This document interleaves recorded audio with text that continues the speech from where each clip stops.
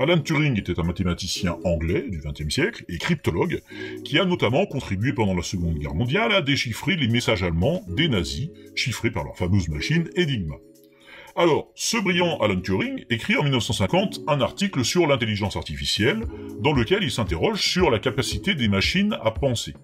Et il parle d'un jeu d'imitation, que tout le monde va appeler par la suite le test de Turing. Ça consiste à prendre une personne, un humain, et le faire communiquer, alors en verbal ou par le biais d'un clavier et d'un écran, avec deux interlocuteurs qu'il ne voit pas. Un autre humain et un ordinateur. Et après une conversation de, en général, on prend 5 minutes, si notre personne est incapable de les distinguer et de dire qui est l'ordinateur et qui est l'humain, on peut considérer que l'ordinateur a passé avec succès le test de Turing. Il sait s'exprimer comme un humain. Du coup, pas mal de gens se sont confrontés au challenge de créer une machine qui puisse le passer. Mais il y a quand même des objections à ce test. Il y a eu dès le départ des gens qui ont objecté que c'est pas parce qu'on réussit à bluffer un interlocuteur qu'on est capable de penser. Et ça, Turing en était conscient dès l'écriture de son article, puisqu'il dit bien que c'est juste un jeu d'imitation du comportement humain. Et logiquement, ce qui s'est passé au fil des décennies d'histoire de l'intelligence artificielle, c'est que les programmeurs qui cherchaient à passer ce test de Turing ont surtout développé des machines juste capables de donner le change, quoi. Alors, le premier exemple célèbre, c'était Elisa, dans les années 60. C'était malin, le bot simulait un psy qui vous reformule tout ce que vous avez dit, mais sous forme de questions. Vous lui disiez « j'aime les falafels » et il vous répondait « Pourquoi dites-vous que vous aimez les falafels ?» ou bien À votre avis, qu'est-ce qui fait que vous aimez les falafels ?» Et quand il comprenait pas la phrase, là il faisait une réponse du type « Je comprends. » ou bien il vous faisait une relance du genre « Pouvez-vous me donner un exemple précis ? Et donc c'est juste un bête programme qui retravaille la syntaxe et qui entretient l'illusion qu'il a compris ce dont vous parliez. Je comprends. Et qui en plus a l'avantage de relancer en permanence la discussion avec ses questions, du coup c'est lui qui dirige la conversation. Allez-y, poursuivez. Et ça fonctionne tellement bien qu'on pourrait lui prêter une vraie intention de comprendre, parce que on va calquer sur ses réactions un comportement humain, alors qu'il s'agit que de réflexes en fait. Et il y a d'ailleurs eu un terme inventé à cette occasion pour désigner ça, on appelait ça l'effet Elisa. C'est la façon dont, inconsciemment, on peut assimiler le comportement d'un ordinateur à celui d'un humain.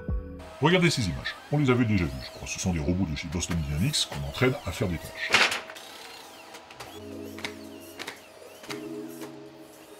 Et là, il y a quelqu'un qui vient perturber le robot dans sa tâche.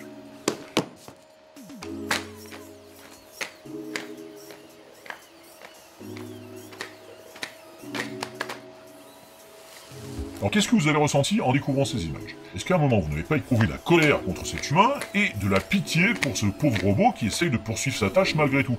L'autre lui fait lâcher son paquet, on le frappe, on le maltraite en fait, et face à cette cruauté, cette injustice, lui, il reste docile le pauvre. Et sur cette situation, on peut projeter tout un tas de sentiments, c'est ce qu'on appelle de l'anthropomorphisme. On peut se demander ce que ressent le robot et se mettre à sa place pour le plaindre. Mais la machine, elle ressent rien, elle exécute des tâches pour lesquelles elle a été programmée. Et s'il y a un obstacle, eh ben, elle recommence. Bon, bah, l'effet Elisa, c'est un peu la même chose appliquée à un ordinateur avec lequel vous êtes en train d'interagir. Et ça influe évidemment sur la manière dont on perçoit la conversation avec le bot. Il y a eu aussi Eugene Gutzman, ça c'était le nom du bot, développé par une équipe de Saint-Pétersbourg, et qui se targuait d'avoir passé le test de Turing en 2014. Alors, effectivement, il a convaincu un jury de la Royal Society à Londres, mais bon, d'une manière assez roublard, puisqu'il se présentait comme un indo-ukrainien de 13 ans, donc du coup... J'ai que 13 ans, c'est pour ça je connais pas tout. En plus je suis ukrainien, frère. C'est pour ça, je comprends pas super bien l'anglais. Ce qui permettait de justifier ses fautes, en se ménageant un effet Elisa, finalement. Donc bon, c'était malin, et ça a bluffé le jury, mais c'était surtout un coup de buzz. Bref, ce test, il y a moult manières de le passer, et d'ailleurs les chercheurs en intelligence artificielle le considèrent plutôt comme une distraction.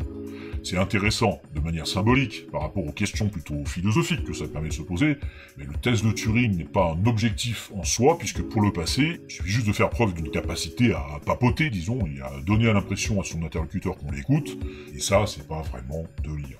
Le problème de tous ces chatbots qu'on a vus, c'est qu'ils ne connaissent que les règles que leur a donné leur créateur. Et c'est très limité.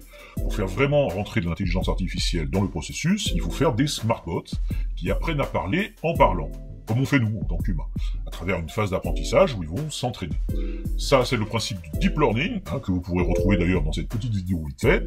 Et alors, plus récemment, on a commencé à voir des choses assez bluffantes. Un assistant personnel capable de tenir votre agenda et de prendre des rendez-vous pour vous. Donc là, le bot s'exprime sur la partie gauche. Vous allez voir, il est doté d'une synthèse vocale, donc il peut appeler au téléphone. Et à droite, vous entendez le salon de coiffure qu'il est en train d'appeler. So how can I help you? Hi, I'm calling to book a woman's haircut for a client. I'm looking for something on May 3rd. Sure, give me 1 second. Mm-hmm. Sure, what time are you looking for around? At 12 p.m. Bon, ici la conversation n'a pas duré 5 minutes, mais la meilleure preuve que ça passerait le test de Turing à l'aise, c'est que la coiffeuse a rien remarqué du tout, alors qu'elle vient de parler à quelqu'un qui n'existe pas. À tel point que cette démo, elle a scandalisé des personnels. Donc, du coup, quand Google a commencé à proposer le service pour de vrai en 2019, ils ont intégré un message préalable, où l'interlocuteur est prévenu en début de conversation qu'il va être mis en relation avec une IA, et il peut demander à rebasculer sur un opérateur humain si ça le dérange.